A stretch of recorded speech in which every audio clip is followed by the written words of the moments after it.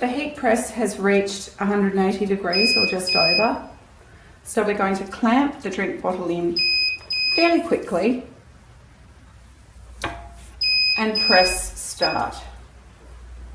The timer will immediately begin to count down, and as soon as it's finished, we'll remove the drink bottle.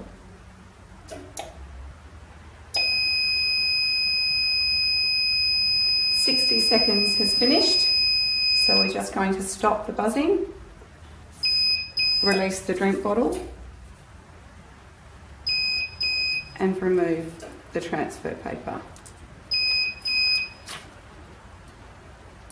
It's very hot, but around the neck of the bottle is actually okay to hold. And there we go. We have the transfer on the front and on the back. Now we'll place another one straight back in, as long as it's staying at 180 degrees. There we go.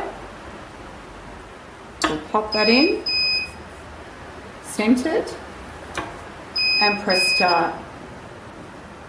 We'll continue those temperature and time settings for these last couple of drink bottles, and then apply the straw top, the straw screw top, once they've cooled.